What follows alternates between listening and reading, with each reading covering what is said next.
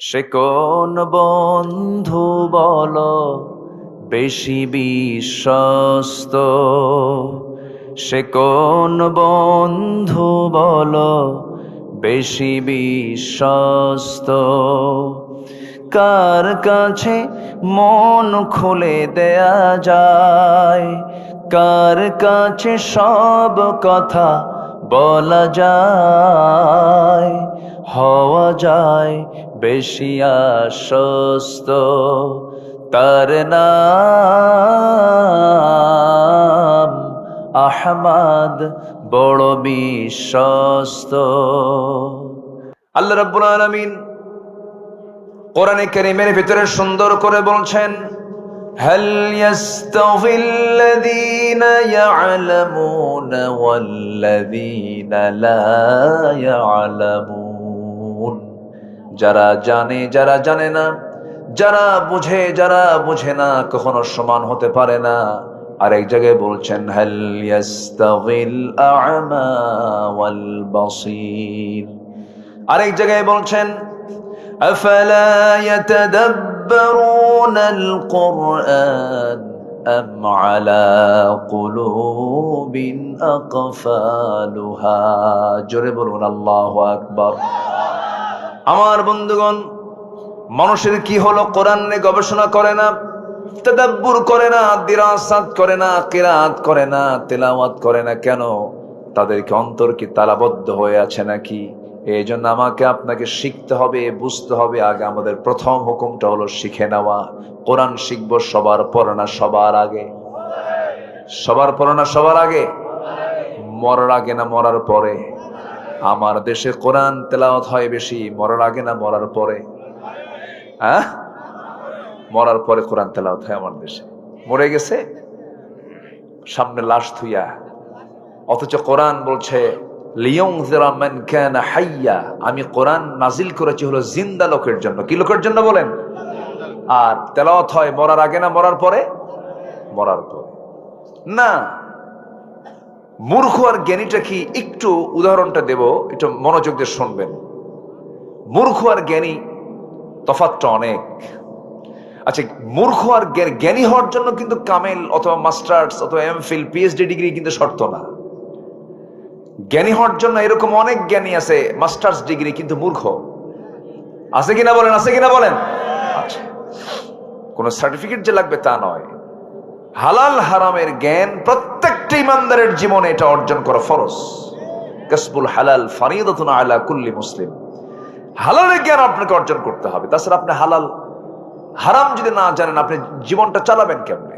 এই জন্য কোরআনের ইলম অর্জন করা শুধু আলেমদের জন্য না, সবার জন্য? সবার জন্য। মঞ্চে এসে অনেকে বলে, ভাই আমি তো এই মঞ্চের উপযুক্ত না, আমি কথা বলতে। তো কথা বলেন কেন? কি কথা কি বুঝতেছেন আপনারা? তো বিষয়টা হলো সবার জন্য জানতে হবে। মুসলমান শিখতে হবে, জানতে হবে। সম্মানিত ভাইয়েরা, এক জ্ঞানী আর মূর্খ ওরা পাশাপাশি বসেছে, বাহাস। কিন্তু বাহাসটা হলো ইশারায়, কোনো কথা হবে না, শুধু ইশারায় বাহাস হচ্ছে। তো মূর্খ লোকটা জ্ঞানী লোকের সামনে বসে আছে, জ্ঞানী লোকটা মূর্খ লোকের সামনে বসে আছে। তো জ্ঞানী লোকটা একটা আঙ্গুল উঁচু করেছে, উনি বোঝাচ্ছেন ইলাহা কেউ না, ইলাহা মাত্র এক। তিনি কে? আসতে বলেন, তিনি কে? আল্লাহ। এরপর জ্ঞানী লোকটা 5টা আঙ্গুল উঁচু করে বোঝাচ্ছেন বুনিয়াল ইসলাম আলা খামসিন। ইসলামের ভিত্তি হলো 5টা। আচ্ছা, এরপরে জ্ঞানী লোকটা তিনি তার ব্যাগের মধ্যে ব্যাগে থাকা একটা ডিম সামনে বের করে রাখলেন। উনি ইশারায় এই 3টা কাজ করলেন। আর মূর্খ লোকটা যখন ওই শিক্ষিত লোকের একটা আঙ্গুল উঁচু করতে দেখছে, তখন সঙ্গে সঙ্গে মূর্খ লোকটা 2টা আঙ্গুল উঁচু করেছে। শিক্ষিত লোক যখন তার 5টা আঙ্গুল উঁচু করেছে, তখন এই মূর্খ লোকটা হাত আগায় নিয়ে ওই জ্ঞানী লোকের গাল বরাবর চলে গেছে। এরপরে জ্ঞানী লোকটা যখন তার ব্যাগের ভিতর থেকে যখন ডিম বের করেছে, তখন সে তার ব্যাগ থেকে একটা পেঁয়াজ বের করেছে। এখন ইশারায় বাহাস শেষ। এবার বলা হলো, জ্ঞানী মানুষ আপনি এটা কি বুঝালেন? জ্ঞানী বলছে আমি আর কি জ্ঞানী, এই লোকটা আমার চাইতে বেশি জ্ঞানী। কেন?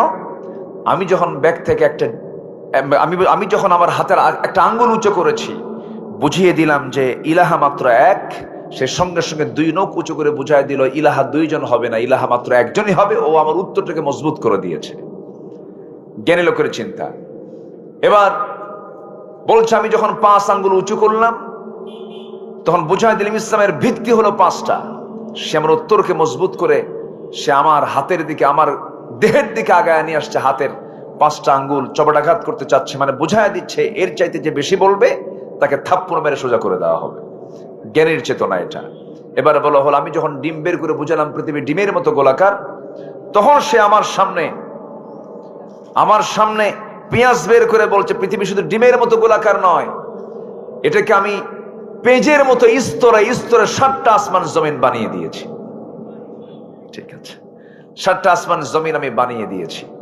সম্মানিত ভাইয়েরা, সম্মানিত বন্ধুগণ, এখন মূর্খকে বলা হলো আপনি বুঝলেন কি? মূর্খ বলে আমি বুঝলাম সে যখন আমার সামনে 1 নখ উঁচু করেছে, আমি ভাবছি সে আমার একটা চোখ কানা করে দেবে। তো সঙ্গে সঙ্গে আমি 2 নখ উঁচু করে বুঝাই দিলাম তুই তো আমার 1 চোখ কানা করবে, আমি তোর 2 চোখই কানা করবো। যখন সে আমার সামনে 5টা আঙ্গুল দেখালো, ভাবলাম সে আমাকে মনে হয় মারার জন্য প্রস্তুত নিচ্ছে। তখন আমি ভাবলাম তুই মারার আগে আমি থাপ্পড় মেরে তোর গাল লাল করে দেব। যখন সে আমার সামনে একটা ডিম দেখালো, আমার কাছে অপমান বোধ হলো। তখন আমার ব্যাগের ভিতর থেকে আমি একটা পেঁয়াজ বের করে বুঝাই দিলাম তোর ওই ডিমটারে আমার এই পেঁয়াজ দিয়ে ভেজে বুঝে খায় শেষ করে দেব। তাহলে জ্ঞানীর চেতনা আর মূর্খের চেতনা কি কখনো এক হতে পারে? আসতে বলবেন না পারে? পারে না। আজকের মাহফিলের আমার আলোচনার প্রথম মেসেজটা হলো আমরা এখানে জ্ঞানী হতে এসেছি, শিখতে এসেছি। আমরা সারা জীবন শিখব। তাহলে আমার শত্রু শয়তান কখনো আমাকে অ্যাটাক করতে পারবে না। আমরা শিখতে রাজি আছি তো ইনশাআল্লাহ? প্রথম শিখবো আমরা কার ওহীর কিতাব। বলেন কার কিতাব? কার কিতাব? এটা হচ্ছে অক্সিজেন। এটা কি বলেন তো? অক্সিজেন। আমার আপনার জীবনের অক্সিজেন হচ্ছে কোরআন। কোরআন ছাড়া আমি আপনি পথভ্রষ্ট হয়ে পড়ব। আমি গোটা পৃথিবীর বহু দেশ সফর করেছি। অনেক আশ্চর্য, অনেক মাখলুক, অনেক সৃষ্টি চোখের সামনে পড়েছে। অনেক কিছু দেখেছি। আল্লাহর যত সৃষ্টি আছে, যতটুকু আমার চোখে পড়েছে, আমার কাছে যতটুকু আশ্চর্য মনে হয়েছে, এর চাইতে অত্যাশ্চর্য মনে হয় আল্লাহর কালামে কোরআন। যেরকম সুবহানাল্লাহ, সামি'না কুরআনান আজাবা, এক আশ্চর্য কিতাব এটা। আপনি কি চান এর মধ্যে সবকিছু আছে? সুবহানাল্লাহ বলা যাবে না ভাই? এটা জোরে বলে সুবহানাল্লাহ। বহুদিন আগে একজনকে এক মাহফিলে এরকম বললাম, এক বেচারির সামনে দাঁড়ায় বলে হুজুর সবকিছু আছে এর মধ্যে? এর মধ্যে কি আলু আছে? আলু? তো বললাম আলু কেন? ওয়া আদাসিহা ওয়া বাসালিহা ওয়া ফুমিহা, আদা রসুন পেঁয়াজও আছে। জোরে বলে সুবহানাল্লাহ। সব বলে দিয়েছেন। সেই কিতাব থেকে আমি সামান্য কিছু কথা আমি আজকে প্ল্যান করছি কিছু বলার জন্য। আমাকে সময় দিচ্ছেন তো? কারো কোনো সমস্যা নাই? জোরে বলি ইনশাআল্লাহ। আদমের দিঘিতে এসেছি, এখানে সব আদম সন্তান। আল্লাহু আকবার, আল্লাহু আকবার। আমি খুব খুশি হলাম, আমার এখানে মেয়র মহোদয় আছেন, অনেকে অতিথি হয়ে আসছেন। আমরা কোরআনকে নিয়ে কিছু কথা বলবো আজকে। আমাদের দেহের ভিতরে একটা গোশতের টুকরা আছে, যেটা ঠিক থাকলে সব ঠিক, আর যেটা না ঠিক থাকলে সব বেঠিক। সেটা কি বলেন তো? কলব। সুন্দর হাদিসটা আপনারা বলতে পেরেছেন।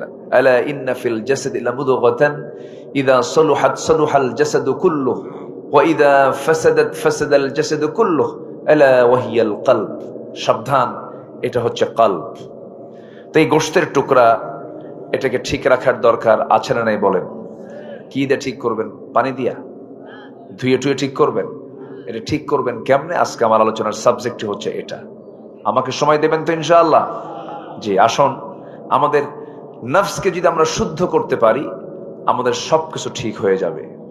আর নফসকে যদি আমরা শুদ্ধ না করতে পারি, আমাদের সবকিছু এলোমেলো হয়ে যাবে।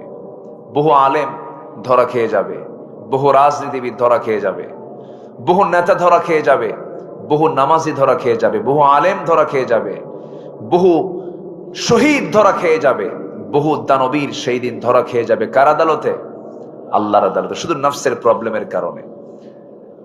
শহীদকে আল্লাহ রাব্বুল আলামিন বলবেন, বান্দা তুমি এখানে কেন আসছো? আল্লাহ, তোমার দিন কি বিজয়ী করার জন্য শহীদ হয়েছিলাম। আল্লাহ বলবেন, না, তুমি যুদ্ধে গেছো, তোমাকে মুজাহিদ বলবে মানুষ, মুক্তিযোদ্ধা বলবে মানুষ, যোদ্ধা বলবে তোমাকে মানুষ। এই জন্য তুমি মানুষের বাহাবা নেবার জন্য যুদ্ধে গিয়ে মারা গেছো, শহীদের মর্যাদা তুমি পাও নাই। আজকে তোমাকে জাহান্নাম যেতে হবে। আলেম কেবল হবে আলেম, আলেম বলবে, আল্লাহ তোমার দিন তোমার খুশির জন্য শিখেছিলাম না। মানুষ তোমাকে আলেম বলবে, তোমার প্রশংসা করবে, তুমি মানুষের জন্য, মানুষের বাহবা নেবার জন্য আলেম হয়েছ, আজকে জাহান্নামে চলে যাও। যখন হাফেজকে ধরা হবে, হাফেজ বলবে, আল্লাহ তোমার জন্য আমি খুশি হয়ে, আমি তোমার জন্য, তোমার খুশির জন্য হাফেজ হয়েছেন না। মানুষ তোমাকে হাফেজ বলে সম্বোধন করবে, এই জন্য তুমি হাফেজ হয়েছ। দানবীর কেমন করে ধরা হবে? আল্লাহ রাব্বুল আলামিন নিয়তের বিশুদ্ধতার অভাবে অনেক বান্দাকে জাহান্নাম দেবেন। এই হাদিসটা যখন আমার চোখের সামনে পড়ে, হঠাৎ করে আমার ভিতরে কেমন যেন একটা কাঁপুনি শুরু হয়ে যায়, না জানি সেই কাতারে আমরা যাই কি না। আমার বন্ধুগণ, সেই জন্য সবার আগে বাহিরটা সুন্দর করব না ভিতরটা সুন্দর করব? বলেন বলেন, কি সুন্দর করব? কি সুন্দর করব? ভিতরটা। ভিতর যদি ঠিক হয়ে যায়, সব ঠিক হয়ে যাবে। কে সফল?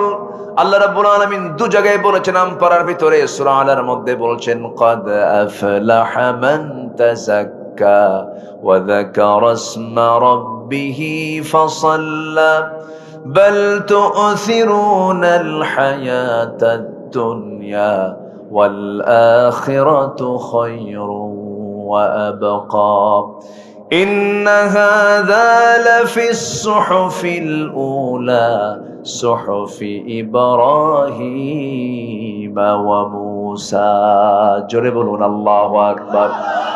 কোন বান্দা সফল? আরেক জায়গায় বলছেন, قد أفلح من زكاها وقد خاب من دساها জোরে বলুন আল্লাহু আকবার। ওই বান্দা সফল যে বান্দা নফসকে শুদ্ধ করতে পেরেছে, যে বান্দা নামাজটা সুন্দর করে পড়তে পেরেছে, যে বান্দা আল্লাহর জিকির, আল্লাহর নাম ধরে জিকির করতে পেরেছে, সেই বান্দাগুলো সফল। এই জন্য সফল হওয়ার জন্য আল্লাহ রাব্বুল আলামিন এক নাম্বার বান্দাকে বুঝিয়ে দিচ্ছেন, নফসটা ঠিক কর। নফসকে ভালো কিছু চায় নাকি বলেন? নফসের মধ্যে হিংসা ভরা, নফসের মধ্যে অহংকার ভরা, নফসের মধ্যে মারাত্মক কুচিন্তা ভরা, অবৈধ কামনা বাসনা দিয়ে ভরা। একজন নবী যাকে আল্লাহ রাব্বুল আলামিন নারীর ফিতনার মধ্যে ফেলেছিলেন, জেল পর্যন্ত খেটেছিলেন, সেই নবীর নাম কি বলুন তো? এত সুন্দর করে বলেন, বলুন কোন নবী? কোন নবী? ইউসুফ আলাইহিস সালাম জেল পর্যন্ত খেটেছিলেন। কিন্তু জেলখানায় গেলে কি হবে? সেই জেলখানায় ঢোকার পর আল্লাহ রাব্বুল আলামিন তাকে খাদ্যমন্ত্রী বানায়া দিয়েছেন। যেরকম সুবহানাল্লাহ। তাহলে নবীরা কি মন্ত্রী ছিলেন? আজ থেকে নবীরা মন্ত্রী ছিলেন? নবীরা কি শাসক ছিলেন? ছিলেন। কিন্তু আমাদের না সমাজে একটা আছে যে হুজুররা নামাজ কালাম পড়বে, এর আবার কি করবে, ইমামতি করবে, একটু এলেম টেলেম শিখাবে। হুজুরদের কাজ এরকমই। বহুদিন আগে এক মাহফিলে গেছি আমি, একটা ছোট্ট ছেলে আমার দিকে বারবার তাকায় আছে, 8 থেকে 9 বছর বয়স। তো আমি বলছি, বাবা তুমি আমার দিকে তাকায় কি দেখো? হুজুর, আমি ভাবছিলাম হুজুররা ভালো, কিন্তু হুজুররা ভালো না কেন? হুজুররা বিয়ে করে আবার বাচ্চাও হয়। কি কথা কি বুঝতেছেন আপনারা? মানে আমাদের কি মানুষ না দেখতে চায় যে আমরা যেন মানে এগুলো নিয়ে আমাদের কোনো হেডেক থাকার কথা না, আমরা যা করি, ওরা মদের দোকান দেবে, আমরা যা দোয়া করে আসবো, এরকম একটা চিত্র তারা দেখতে চায়। আচ্ছা বলেন তো, রসুল নামাজ পড়বেন আর আবু জেহেল রাষ্ট্রের মধ্যে মদ আর জুয়ার কারবার করবে, রসুল কি থাকতে পারবেন? এটা কি মেনে নেওয়া যায়? মানে মেনে নেওয়া যায়?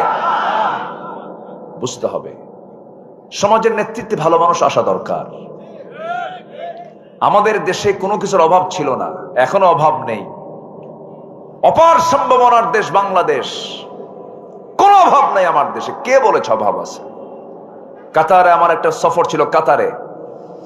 সেই কাতারের একটা প্রোগ্রামে আমি গিয়েছিলাম, মাহফিল কিছু ছিল, কোনো গাছগাছালি নাই, শুধু মরু আর মরু, ছোট্ট একটা দেশ, কোথাও কোনো গাছ নাই। একটা গ্রিন জোন দেখলাম, কিছু গাছ লাগানো। এখানে গাছ হলো কেমনে? নিচের দিকে তাকায় দেখি গাছ ঠিকই আছে, কিন্তু গাছের প্রত্যেকটা গোড়ায় গোড়ায় স্যালাইন লাগানো। স্যালাইন লাগানো বুঝলেন কি? পানির লাইন লাগানো। আর প্রত্যেক দিন বিকেলবেলা হেলিকপ্টার দিয়ে, বিমান দিয়ে সেখানে পানি গাছের আগায় আগায় পানিটা কোনো কিছুর খনি পায় নাই। মানুষদের স্বাধীন করে পায় তেলের খনি, গ্যাসের খনি, সোনার খনি, আর আমি পাইছি চোরের খনি। কথাটা কিন্তু অনেক দামি কথা, খুব আফসোস করে তিনি বলেছিলেন। সেই চোর এখনো আছে না নাই? আসতে বলেন, আছে না নাই? দালালি আছে না নাই? বাটপারি আছে না নাই? আমরা এগুলোকে একটু সতর্কতার সাথে আমরা একটু সামনে সচেতন হয়ে সৎ নেতৃত্বের বাংলাদেশ আমরা গড়তে চাই। জোরে বলি ইনশাআল্লাহ। একটা কল্যাণ রাষ্ট্র গড়ার জন্য সবার আগে শর্ত হলো নেতৃত্ব সৎ হতে হবে। সন্ত্রাস নির্ভর, চাঁদাবাজি নির্ভর কোন নেতৃত্ব আমরা বাংলার জমিনে আর দেখতে চাই না। কষ্ট পাচ্ছেন নাকি আপনারা? সম্মানিত ভাইয়েরা, দেশের কোনো টাকা রাখে নাই তো। বিগত 16 বছরের যারা সরকারে যারা ছিল, এটাকে বৈধ না অবৈধ? মানে সন্তান ঠিকই হয়েছে কিন্তু বিয়ে হয় নাই। কি হয় নাই? এটার নাম কি বৈধ সন্তান না অবৈধ সন্তান? অবৈধ সরকার। আমি ওদেরকে এমপি বলি না। ওই 16 বছরে যারা এমপি ছিল, এটা অবৈধ। এমপি বলাই জায়েজ নাই, ঠিক কিনা? ওই লোকগুলো দেশের টাকাগুলো রাখছে না নিয়ে চলে গেছে? আছে না সব নিয়ে গেছে? সব নিয়ে গেছে। আর শুধু 16 বছর শুধু জিকির করছে, স্বাধীন করেছি দেশ। দেখেন না, দেখেন, মানে ওদেরই দেশ, আর আমরা এই দেশের হলো কি ভাড়াটিয়া। আমাদেরকে ভাড়াটিয়া মনে করেছে। আর পার্শ্ববর্তী একটা প্রতিবেশী রাষ্ট্র আমরা পাইছি, মাশাআল্লাহ। ওদের আচরণ হলো কেমন জানেন? গ্রামের গরিব রিকশাওয়ালার সুন্দরী বইয়ের মতো। গ্রামের গরিব রিকশাওয়ালার সুন্দরী বইয়ের মতো। গ্রামের রিকশাওয়ালার গরিব সুন্দরী বইয়ের দিকে যেরকম বদনজর থাকে সবার, প্রতিবেশী রাষ্ট্রের আচরণ হলো আমাদের সাথে এমন আচরণ। আমাদের কপাল ভালো না, বুঝলেন? আমরা প্রতিবেশী ভালো পাইনি। বাবরি মসজিদ সহ অসংখ্য মসজিদ তারা তালা মেরেছে, ভেঙ্গেছে। তাদের কাছ থেকে আমাদের শেখার কিছু নেই। এই পর্যন্ত 14,500 বার 47 থেকে নিয়ে 2025 সাল পর্যন্ত সাম্প্রদায়িক দাঙ্গা হয়েছে, কিন্তু আমার দেশের একটা মন্দির আমরা ভাঙতে দেই নাই। আদমদিঘির বাজারে যান, সান্তাহারের বাজারে যান, হিন্দু ভাইদের ব্যবসা সবচাইতে নিরাপত্তায় তারা ব্যবসা করে। এটা আমরা দেখিয়েছি। আমরা মুসলমান, আমরা হিন্দু ভাইদের সম্মান জানাতে সফল হয়েছি। ওরা হয়নি, ওরা হবে না, ওদের দ্বারা সম্ভব না। আমরা চিনতে পেরেছি সবকিছু। আমরা দেশের স্বাধীনতার সমতা রক্ষায় সকল কিছুর স্বার্থ ভুলে গিয়ে আমরা এক প্ল্যাটফর্মে আসতে চাই। সবাইকে আসতে রাজি আছেন তো ইনশাআল্লাহ? আমাদের তারুণ্যরা শিখিয়েছে, দিল্লি নয় ঢাকাকে বলো, দিল্লি নয় ঢাকা হতে হবে, ঠিক কিনা? যখনই আপনি দালালি করবেন আপনি জিততে পারবেন না, আপনি ধ্বংস হয়ে যাবেন। আমাদের নিজস্ব স্বকীয়তা আছে না নাই? বলেন তো, আছে না নাই? আছে। আমরা সচেতন হব, জ্ঞানী হব, একটা কদম ফেলবো আমরা সচেতন হয়ে। জোরে বলি ইনশাআল্লাহ। আরো জোরে বলুন ইনশাআল্লাহ। নফসকে আমরা কি ভেজাল রাখবো না নির্ভেজাল করব? নির্ভেজাল। হিংসা করা যাবে? হিংসা করা কি কেমন পাপ? বিড়ি খাওয়ার মতো? বিড়ি খাওয়া কি? ও দেখেন জোরে কইছে, ফতুয়া দিছে একজন, হারাম। মাহফিল এসে আবার বলে, হুজুর বিড়ি খাওয়া কি জায়েজ আছে? মানে খায় তো খাই, আবার জায়েজের চেষ্টা থাকে। এত বিড়ি খায় জাতি, শীতকালে কমে না বাড়ে? সকালবেলার প্রথম নাস্তা কি? বিড়ি। বাথরুমে ঢুকে কি? বিড়ি। খায় একদিকে, ঢুকায় আরেকদিকে। কেমন কথা এটা? আমরা মানুষ তো, মানুষ। আমাদের রুচি এরকম বিকৃত হবে কেন? আমাদের রুচি এত নোংরা হবে কেন? শত শত নয়, হাজার হাজার কোটি টাকা এই বিড়ির পিছনে জাতি খরচ করে। আলহামদুলিল্লাহ। অনেকে আলহামদুলিল্লাহ কইছে মনে হয়। যেরকম নাউজুবিল্লাহ। কোন নেশার দিকে আমরা যাব না। জোরে বলি ইনশাআল্লাহ। সকল নেশা হারাম। সকল নেশা কি বলেন? হারাম। আগে কি ঢালে না আগে টানে? বলেন বলে আগে টানাটানি না আগে ঢালাঢালি? আগে টানাটানি এরপরে কি টানলাম তো এখন ঢালি। ওটা ওটার ছোট ভাই, একটার সঙ্গে আরেকটার সম্পর্ক জোড়া আছে না নাই? আচ্ছা, আমরা নেশার দিকে যাব না। যুবকরা মাদকে যেও না। স্মার্টফোনের আসক্তি, free fire, PUBG games, casino, এই সমস্ত দিকে সময় নষ্ট করে তোমার জীবন যৌবনকে ধ্বংস করে দিও না। এগুলো বাদ দিয়ে দাও। বিবাহ পূর্ব অবৈধ সম্পর্ক গড়ে তুলো না। শান্তি নাই, মজা পাবা কিন্তু দাউদের মতো, সুলকানির মতো। দাউদ যখন চুলকায় খুব মজা পাওয়া যায়, যখন চুলকানি কমে যায় তখন জলে, মজা থাকে না। এই জন্য বিয়ার আগে চুরি ফিতে কিনে দেওয়া এগুলো লস প্রজেক্ট, এগুলো বাদ দাও। বউ করে এরপর চুরি ফিতে কিনে দাও, তোমার কিসমত ভালো হবে। অবৈধ কোনো খারাপ দৃশ্যের দিকে তাকায়ও না। একটা মোবাইল তোমার জীবনকে ধ্বংস করে দিতে পারে। কোনো লাইনের দিকে যেও না। Imo, Viber, Messenger, WhatsApp, Instagram, Kurigram, এইগুলো কইরো না, এগুলো বাদ দিয়ে দাও। যুবকরা কিন্তু সব বোঝে। যুবকরা বোঝো না? তোমরা বুঝতেছো না আমার কথাগুলো? তোমরা কি রাগ করতেছো নাকি? তুমি কি জানো তুমি এক টুকরো বাংলাদেশ? তুমি বাংলাদেশের স্বাধীনতা রক্ষার জন্য তুমি জীবন দিয়েছো জুলাই আগস্টে, ঠিক কিনা? আমরা ইতিহাসকে ভুলে যাই, জানেন? আমরা ইতিহাসকে ভুলে যাই। সবচেয়ে বড় দোষ এই জাতির, ইতিহাস মনে রাখে না। কি করে তারা জীবন বাজি রেখে রাস্তায় নামলো, জীবন দিল। শোনেন, জীবন দেওয়া সহজ না। যত রক্ত লাগে দেব, প্রয়োজনে লোক পাঠাবো, আমি যাব না। এই জাতীয় লোক কম না বেশি বলেন তো? আমার সন্তানরা সব মাঠে নেমেছে, কি পরিমাণ ত্যাগ তাদের। ভাবছিলাম যুবকরা মনে হয় শেষ হয়ে গেল, না, জাতে মাতাল। তাহলে ঠিক একদম দুপুরবেলা যে গণভবনে মুরগির রান খাইছে, কি খাইছে না? খাইছে না? খাইছে না? খেয়ে ফেলেছে। এজন্য আমি বলতে চাই, যুবকরা তোমরা কান খাড়া করো।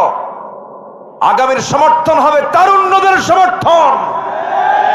তোমরা সিদ্ধান্ত নিতে ভুল করবে না। সৎ, যোগ্য, অযোগ্যদের নেতৃত্বে বাংলার জমিন আমরা বাস্তবায়ন হতে দেব না। এটা যেন আমাদের সিদ্ধান্ত হয়। আল্লাহ কবুল করুন। জোরে বলি আমিন, আরো জোরে আমিন। তাহলে আমরা নফসকে ঠিক করার দরকার আছে না নাই? নফস ঠিক হবে নামাজের আগে না নামাজের পরে? নামাজের আগে। নফস ঠিক করতে হবে নামাজের আগে না নামাজের পরে? নামাজ পড়া। অনেকে বলে হুজুর নামাজ না পড়ি ইমান ঠিক আছে। দেখেন, ও নামাজ না পড়ে ওর ইমান ঠিক। নফস ঠিক করার জন্য একটা পরিবেশ দরকার আছে না নাই বলেন তো? এরকম একটা নামাজের পরিবেশ লাগবে। নামাজের পরিবেশে যাবেন, দেখবেন আপনার নফস অনেকটা ঠিক হয়ে গেছে। আমার দেশে আবার কিছু কিছু দরবারে নামাজ লাগে না। খাজা দিল কর তাজা, ইসমে জালাল গাজার কলকি খাওয়া হালাল। যেরকম নাউজুবিল্লাহ। এখানে এক ভাই ছিলেন, কই উনি? আমার জেল পার্টনার। কই লিটন ভাই? কই চলে গেছে? আচ্ছা, আমার লিটন ভাই, আমরা জেলখানায় ছিলাম বেশ কিছুদিন। 2018 সালে। হ্যাঁ, বসেন বসেন বসেন। হ্যাঁ, পিন্টু চেয়ারম্যান সহ। পিন্টু শুনছেন না আপনারা? হ্যাঁ, বসেন। জেলখানায় গেছিলাম, হাসিনা দাওয়াত দিছিল। গেছিলাম, দাওয়াত দিয়ে নিয়ে চলে গেল, থাকলাম। আমরা তো দেশের কোন নেতৃত্বে ছিলাম না, আমরা তো দেশ চালাই নাই ভাই। ধরার কি দরকার ছিল বলেন? এই ধরার কারণে তো আজকে সে দিল্লি গিয়ে চলে বসে থাকলো। এগুলো যদি না করতো সে ভালোই থাকতো। তো কি দরকার ছিল এগুলো করার? কি প্রয়োজন ছিল? কি অহংকার দেখছেন? রাজাকারের নাতিপুতিরা চাকরি পাবে? কথার সাইজ দেখেন। একটা প্রধানমন্ত্রীর ভাষা এমনটা হওয়া উচিত নয়। প্রধানমন্ত্রী একার না সবার? একার না সবার? ওই পদ, ওই চেয়ারটা সবার জন্য। আমার আল্লাহ তাআলা ফকিরকে খাওয়ান, ধনীকে খাওয়ান। আমার আল্লাহ তাআলা কাফেরকে খাওয়ান। আমার আল্লাহ তাআলা মুশরিককে খাওয়ান। আমার আল্লাহ তাআলা জিনাকারকে খাওয়ান। আমার আল্লাহ তাআলা চোর, ডাকাত, সন্ত্রাস সবাইকে খাওয়ান। আল্লাহ খাওয়ান না? খাওয়ান। যিনি প্রধানমন্ত্রী হবেন তার একটু ভাবনা থাকা উচিত। কিন্তু ওই দেখেন না, কথার সাইজ দেখেন না। আমার বাপ এই দেশ স্বাধীন করছে, প্রায় প্রায় বলতো না এই কথা? প্রায় প্রায় বলতো না? মানে ওটা তার পৈতৃক সম্পত্তি আর আমরা তার ভাড়াটিয়া। আল্লাহ কয় যা, দিল্লি যা, বসে থাক, যা। আল্লামা সাঈদীর 25 বছর আগের বক্তব্য আল্লাহ পাক কবুল করে নিয়েছেন। উনি বলেছিলেন, গাছের গোড়ায় নাড়া দেব, মামা বাড়ি দিল্লি গিয়ে পড়বা। কোথায় গিয়ে পড়ছে বলেন? কোথায় গিয়ে পড়ছে? দিল্লির পাশাপাশি আরো জায়গা ছিল না? কলকাতা ছিল, আসাম ছিল, তারপরে ত্রিপুরার কি বলে আগরতলা ছিল, ইউপি ছিল, চেন্নাই ছিল, রাজস্থান ছিল, হায়দ্রাবাদ ছিল, এরপরে নেপাল, ভুটান, শ্রীলঙ্কা, মায়ানমার, ইয়াঙ্গুন, এরপরে ছিল বোনের বাড়ি লন্ডন, বিয়াই বাড়ি আমেরিকা। সব কোথাও যায় না, চলে গেছে মামা বাড়ি দিল্লি। আল্লাহ ওয়ালা যারা, তাদের দোয়া কে কবুল করেন? আসতে কে কবুল করেন? উনি বলেছিলেন, আমার সম্মান নিয়ে যারা সিনেমিনে খেলছে, আল্লাহ তুমি তাদেরকে জাতির সামনে ল্যাংটা করে দাও। দেয়নি? আছে না নাই? আল্লাহ আল্লাহ শোনেন কিনা? শোনেন, আল্লাহ সব শোনেন। আল্লাহু আকবার, আল্লাহু আকবার। সম্মানিত ভাইয়েরা, তাহলে নামাজ পড়ে ইমান ঠিক করব না ইমান ঠিক করে নামাজ পড়বো? বলেন বলেন বলেন। হ্যাঁ, আচ্ছা বলেন তো, আমার দেশে কোন ওয়াক্তে সবচাইতে কম মুসল্লি মসজিদে পাওয়া যায়? ফজর। আচ্ছা বলুন আবার, আমার দেশে কোন ওয়াক্তে সবচাইতে বাড়িতে মানুষ বেশি পাওয়া যায়? বলেন। এখন চুপ করে আছে, দেখছেন কেউ হয় না। তাহলে ফজর ওয়াক্তেই মসজিদে কম মুসল্লি, আবার ফজর ওয়াক্তেই বাড়িতে মানুষ বেশি থাকে। তাহলে মানুষগুলো বাড়িতে বসে কি কামটা করে? কি করে? কিন্তু আল্লাহ বলছেন আস-সালাতু খায়রুম মিনান নাওম, ঘুম থেকে কি নামাজ উত্তম। ঘুমায়। মনে আছে কি আপনাদের, কোন এক শুক্রবারে মাঝখানে ভূমিকম্প হলো? শুনছেন আপনারা? একটু টেরও তো পাওয়ার কথা। ধাক্কা মারছেন একটা। এই ধাক্কা কার? বলেন, এই ধাক্কা কার ধাক্কা? আল্লাহর ধাক্কা। কি সহজ না জটিল? বিল্ডিং বানালেন, যুগ যুগ ধরে বিল্ডিং বানায় রাখলেন, আর একটু নাড়া দিলে সব শীত হয়ে পড়বে, একটাও থাকবে না। কার কথা? সেদিন ঢাকা সিটিতে কোনো বাড়িতে মানুষ ছিল না। একটা ঢেউ দিয়ে গেছে আল্লাহ, একটা ঢেউ, একটা নাড়া দিয়ে গেছে, একটা বাড়িতে মানুষ নাই। যখন বাড়ি থেকে নামছে, পায়ে জুতা ছিল? এখানে কি কোট টাইটাই ছিল? কিছু ছিল? কেমনে দৌড় মারছে? যা ছিল সাথে মারছে দৌড়। দৌড় মেরে বাড়ি ঘর যা আছে সব থুইয়া রাস্তার ফকির। মাত্র কয়েক সেকেন্ডের কিসের ফকির? কন রাস্তার ফকির। আচ্ছা, এই যে বের হলো ঘর থেকে 10:30টার দিকে, কার ভয়ে? আল্লাহর ভয়ে। ভালো করে কোন আল্লাহর ভয়ে বের হয়েছে? আল্লাহর ভয়ে বের হতো কোন সময়? ফজরে। বলেন, আল্লাহর ভয়ে বের হতো কোন সময় বলেন তো? ফজর। ফজরে বের হয় নাই দেখেই তো মরার ভয় দিছে এখানে আল্লাহ। বের হও, যা। মনে হয় রাগ করতেছেন আপনারা? যদি ওই দিনের ভূমিকম্প, মাঝে মাঝে চিন্তা করি জানেন, ওই দিনের ভূমিকম্প যদি 11 সেকেন্ড 10 সেকেন্ড না হয়ে যদি মোটামুটি 1 মিনিট যদি থাকতো, 5.7 মাত্রায় যদি ভূমিকম্প হতো, ঢাকার যে ক্ষতিটা হতো আগামী 100 বছরও তা পূরণ হতো না। আমার আল্লাহ তাআলার কি ক্ষমতা! আর সে আল্লাহর জমিনে থেকে বান্দা কত বড় বিদ্রোহ করে, আল্লাহর বিরুদ্ধে কথা বলে। আবুল সরকার কয় আল্লাহর মাথাও নাই, কিছুই নাই, এবং বলে আল্লাহ কোরআনে নাচতে কইছে কয়েকবার। কেমনে? কুল আউযু বিরাব্বিন নাস মালিকিন নাস তোরাও নাস। উচিত ছিল এদেরকে আম গাছের সঙ্গে বাইন্ধে থুইয়া 1.5 হাতের লাঠি দিয়ে 1.5 হাত লাঠি পিটাইয়া সোজা করা দরকার, ঠিক কিনা? বদমাইশ এগুলো। আবার এদের পক্ষে ফরহাদ মাজহাররা কথা বলে, এগুলো বদমাইশ, এগুলো সব, এগুলো বাজে কথা বলবেন না। এগুলো যারা নাস্তিক, আগামীর সরকারের যারা আসবেন, আমাদের দাবি হচ্ছে, ইমানের দাবি এটা, আল্লাহ রাসূল কোরআন ইসলাম নিয়ে যারা বাজে কথা বলবে, এমন আইন প্রণয়ন করা হোক যা 54 বছর হয়নি। এই সমস্ত নাস্তিক মুরতাদদের প্রকাশ্যে ধরে হত্যা করে এদের রক্ত মাংস হাড় হাড্ডি কুত্তা বিলাই দিয়ে খাওয়ানো দরকার। রাজি আছেন কারা কারা? হাত উঁচু করে দেখান মুসলমান।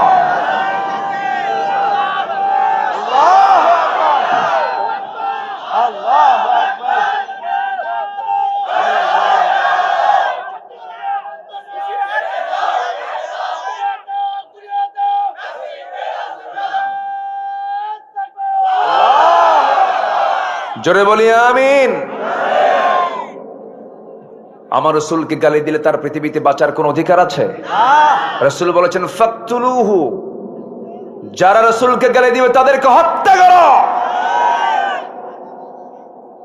রাসূলকে গালি দিলা তোমার পৃথিবীতে থাকারই তো অধিকার নাই। টাঙ্গাইলে এক পাগল আছে, সেদিন বলতেছে যে আমার তো কোনো গুনাহই নাই, আমি আমিন কব কেন? দেখছেন, আমার কোন গুনাহ আছে যে আমি আমিন কব? অথচ আমার আব্বা আদম আলাইহিস সালাতু ওয়াস সালাম পৃথিবীতে নেমেই কোন দোয়া করেছিলেন? সবাই বলেন রব্বানা যালামনা আনফুসানা ওয়া ইল্লাম তাগফির লানা ওয়া তারহামনা লানাকুনান্না মিনাল খাসিরিন। ও আল্লাহ, নফসের উপরে জুলুম করেছি, তুমি যদি না মাফ করো আমি ক্ষতিগ্রস্তদের অন্তর্ভুক্ত হয়ে যাব। একজন নবীর দোয়া, একজন কি দোয়া? নবীর দোয়া। আবার ইব্রাহিম আলাইহিস সালাম বলছেন রব্বানা তাকাব্বাল মিন্না ইন্নাকা আনতাস সামিউল আলিম। আরেকজন নবীর দোয়া, যারা পারেন ঠোঁট মিলিয়ে বলুন লা ইলাহা ইল্লা আনতা সুবহানাকা ইন্নী কুনতু মিনাজ জালিমিন। আমার বন্ধুগণ নবীর আল্লাহর কাছে ক্ষমা চায়, প্রার্থনা করে, আর লতিফ সিদ্দিকী কই আমার কোনো গুনাহ নাই, পিটাইয়া সোজা করা দরকার বেদগুলো, বদমাইশ এগুলো, যা মনে আসে তাই কয়। আছে না এরকম? আছে না? আছে না? আছে না? যা মনে আসে তা বলবেন কেন আপনি? এগুলো ঈমান হারা হয়ে যাবেন। আমরা নফসকে ঠিক রাখবো, জোরে বলি ইনশাআল্লাহ। এই যে আমরা একটা দোয়া পড়লাম, দোয়া ইউনুস, এই দোয়াকে কোন নবী কইছে? কোন নবী? তাকে বিপদে পড়ে আল্লাহ পাক বিপদে ফেলেছিলেন, উনি কিসের পেটে ছিলেন? কিসের পেটে বলেন? মাছের পেটে। আল্লাহকে বলছেন উনি? আল্লাহকে বলেছেন না। সেই দোয়া এখনো আছে না নাই? কিয়ামত পর্যন্ত বান্দা এই দোয়াটা পড়বে। এই দোয়া প্রথম শুরু করেছেন ইউনূস আলাইহিস সালাম। বিপদে পড়লি আমরা এই দোয়াটা পড়বো, জোরে বলি ইনশাআল্লাহ। বহুদিন আগে আমার ঝিনাইদহ জেলার মহেশপুর আমার একটা মাহফিল ছিল। মহেশপুর থেকে আমি কুষ্টিয়া হয়ে ঢাকা ঢুকবো, এরকম প্ল্যান। তো ঝিনাইদহর কালীগঞ্জ থেকে আমি কুষ্টিয়ার দিকে আসতে নিয়ে একটা ডাকাতের কবলে পড়লাম।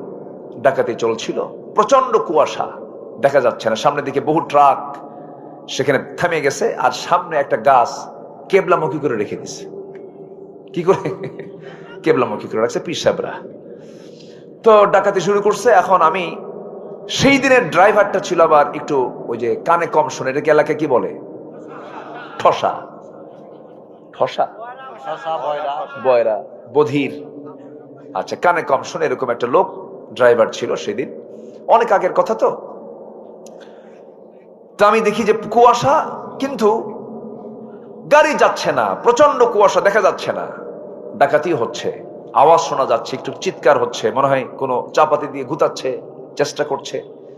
তো কিছুক্ষণ যাওয়ার পর ভাবলাম মনে হয় ডাকাতি শুরু হয়ে গেছে, এরকম কিছু হচ্ছে। আমি ড্রাইভারকে বললাম, ড্রাইভার দেখো তো সামনে কি হয়। বোঝে না, মানে কানে কম শোনে, জোরে বলতে পারতেছি না। দোয়া ইউনুস পড়ো। ইউনুসকে মানে একে তো বিপদ, বুঝলেন, এই ঠসা নিয়ে আরেক বিপদে পড়ছে। নিজে দোয়া ইউনুস পড়া শুরু করলাম।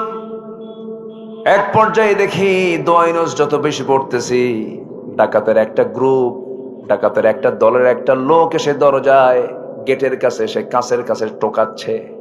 আমি সিটটা ফোল্ডিং করে শুয়ে আছি যেন না দেখে, কিন্তু মনে মনে চিন্তা করলাম আল্লাহ দোয়া কইলাম ইউনুস, কিন্তু টোকায় কেন? কি কথা কি বুঝতেছ? ও তোমারে ডাকে, কি করবো আল্লাহ? থরথর করে কাঁপতেছিলাম। কারণ তাদের ভিতরে তো সেই মায়া দয়া কাজ করবে না, কারণ সেটা তো তারা উত্তেজনা নিয়ে, সেখানে তারা একটা মাইন্ড সেট আপ নিয়ে তারা ডাকাতি করতেছে। এই সময় তো তাদের মায়া দয়া কাজ করবে নাকি? যত মায়া দেখাবে সে তো নিজেই মানা পড়ে যাবে। এটা তো তার একটা চেষ্টা, যদিও সেটা হারাম, কিন্তু চেষ্টা তার হারাম চেষ্টা। বারবার দোয়া ইউনুস পড়তেছিলাম, বারবার আমাকে ডাকতেছিল, কিন্তু কোনো উত্তরও দিচ্ছি না, দরজাও খুলতেছি না। শেষ পর্যন্ত আমি দেখতে পেলাম সামনে থেকে একজন ইশারা দিল, কেমন করে যেন একটা ডাক দিল, সে চলে গেছে। ডাকাতি শেষ হলো। আল্লাহ পাক আমাকে সেই রাতের জন্য এটা বাঁচায়া দিলেন। আলহামদুলিল্লাহ, জোরে বলি আলহামদুলিল্লাহ। বাঁচাতে পারেন কিনা বলেন? বাঁচাতে পারেন কিনা বলেন? কে বাঁচান? আজ তো কে বাঁচান, কে বাঁচান, কে বাঁচান? আল্লাহ বাঁচান। আল্লাহর কাছে চাবো আমরা, আমাদের দায়িত্ব আল্লাহর কাছে চাওয়া। আল্লাহর দায়িত্ব হলো আমাকে দিয়ে দেওয়া। আমি চাবো, আমাকে দেবেন কে? চাওয়ার কাজটা কার আর দেওয়ার কাজটা কার? চাইতে দেরি কিন্তু দিতে দেরি নয়, কিন্তু আমরা তো চাই না। বারবার মেয়ে হয়, 4টা মেয়ে হওয়ার পরে মেয়ের মা বলে আল্লাহ তোমার চোখ কানা, তোমার কাছে কি চাবো? আর রহিমউদ্দিন বাড়ির 4টা ছেলে, আমার বাড়ির 4টা মেয়ে, ওই বাড়ির 2টা ছেলে আমার বাড়ির দিলিত হয়ে যেত। দেখছেন কি চিন্তা, দেখেন অঙ্ক, দেখেন ওর এরকম আছে কিনা বলেন। এইরকম করে আল্লাহর কাছে চাইলে হবে না, আল্লাহর কাছে চাইতে হবে চাওয়ার মতো করে। আল্লাহ রাব্বুল আলামিন বলছেন, বান্দারে তুই যদি আমার কাছে চাওয়ার মতো চাইতে পারিস, তোর চাইতে দেরি হয়ে যাবে, আমি তোকে দিতে আমার দেরি হবে না। জোরে কোন সুবহানাল্লাহ। ধৈর্য সহকারে আমরা আল্লাহর কাছে চাবো। ইস্তাঈনু বিস-সাবরি ওয়াস-সালাহ। আমার ভাইয়েরা, মূল বিষয়ের দিকে যাচ্ছি আমরা। নফসকে আমরা ঠিক করে ফেলবো, নফসকে আমরা শুদ্ধ করে ফেলবো। নফসকে শুদ্ধ করার জন্য মোটামুটি 10টা পন্থা আল্লাহ রাব্বুল আলামিন কোরআনে বলে দিয়েছেন। 10টা পন্থার কথা বলবো আমি। নফসকে শুদ্ধ করার জন্য 1 নাম্বার পন্থা হলো আমরা খাঁটি মনে তওবা করব। রাজি আছেন? সবাইকে রাজি আছেন? ওই যে পিছনের 2টা লোক উঠলো, আমি কি শেষ করে দেব? তো এর ওঠা বসা কেন? একটু বসেন না ভাই, একটু বসেন। কত সময় কত দিকে চলে যায়, কত সময় নষ্ট করে ফেলি আমরা। আর এখানে বসে আছেন, যে জায়গায় বসে আছেন, আপনি কি জানেন এই জায়গায় বসে থাকার কারণে আমার আপনার আমল নামা থেকে গুনাহগুলো ঝরে যাচ্ছে? একটু জোরে বলে সুবহানাল্লাহ। এবং আল্লাহর রহমত অবারিত, আল্লাহর অবারিত রহমত এখানে বর্ষণ হচ্ছে। বলে আল্লাহু আকবার। কেউ যাবেন না, কেউ যাবেন না, দয়া করে আমরা একসঙ্গে দোয়া করে এখান থেকে উঠবো। আল্লাহ কবুল করুন। জোরে বলি আল্লাহুম্মা আমিন। তো নিজের নফসকে শুদ্ধ করার জন্য 1 নাম্বার কাজ হলো আমরা তওবা করব। সবাইকে রাজি আছেন? আমরা তওবা করব। তওবা করলে আল্লাহ বিপদ থেকে বাঁচাবেন, আল্লাহ আমাকে আপনাকে মাফ করে দিবেন। জোরে বলি সুবহানাল্লাহ। সম্মানিত ভাইয়েরা, আমি সেই দিনের ভূমিকম্প, ঘন ঘন ভূমিকম্প হচ্ছে। এই ভূমিকম্প কিন্তু একটা চলমান প্রক্রিয়া।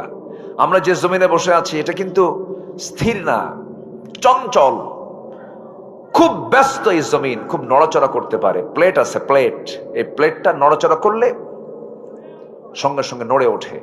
এই নড়াচড়া যেন না হয়, আল্লাহ পাক এটাকে আবার ব্যালেন্স করার জন্য আল্লাহ পাক বিভিন্ন জায়গায় মোড়ে মোড়ে কি দিয়েছেন? পাহাড় দিয়েছেন। পাহাড়গুলো আল্লাহ পাক এমন ভাবে সেট করেছেন, নওগাঁর মানুষ পাহাড়কে বুঝবে না, দিনাজপুরের মানুষ পাহাড়কে বুঝবে না। বগুড়া, দিনাজপুর, নওগাঁ, রাজশাহী এগুলো হচ্ছে সমতল। পাহাড়ি অঞ্চল হলো, আপনি চলে যান সিলেটের দিকে, ত্রিপুরার দিকে, চলে যান আপনি পঞ্চগড় পার হয়ে হিমালয়ের দিকে, চলে যান আপনি বান্দরবানের দিকে, যেন নববধূর মতো সাজিয়ে রেখেছেন আল্লাহ তাআলা। সুবহানাল্লাহ বলেন। চলে যান কক্সবাজারের দিকে, চলে যান চট্টগ্রাম, টোটাল সিটির দিকে তাকান আপনি, মহেশখালী, কুতুবদিয়া, এদিকে যান। বিমান থেকে যখন নিচের দিকে তাকানো হয় যেন মনে হয় আল্লাহ তাআলা সাজানো পৃথিবী কি সুন্দর করে সাজিয়ে রেখেছে। যেরকম সুবহানাল্লাহ। আচ্ছা, পাহাড়ের যে বাইরের অংশটুকু আমরা দেখি, এটা বেশি লম্বা না ভিত বেশি লম্বা? ভিতটা বেশি লম্বা। মাত্র 10% হলো পাহাড়ের উপরের, যেটা চোখে পড়ে 10%, আর 90% ভিত হলো পাহাড়ের নিচে। যেরকম সুবহানাল্লাহ। কেন করেছেন? এটা করার কারণ হলো আল্লাহ রাব্বুল আলামিন বলেন, وَأَلْقَى فِي الْأَرْضِ رَوَاسِيَ أَن تَمِيدَ بِكُمْ وَأَنْهَارًا وَسُبُلًا لَعَلَّكُمْ تَهْتَدُونَ। আর জমিনে তিনি স্থাপন করেছেন সুদৃঢ় পর্বতমালা, পাহাড় পর্বতমালা তিনি তৈরি করেছেন, যাতে তোমাদের নিয়ে জমিন যেন হেলে না যায়, নড়াচড়া না করে। সুবহানাল্লাহ বলা যাবে না।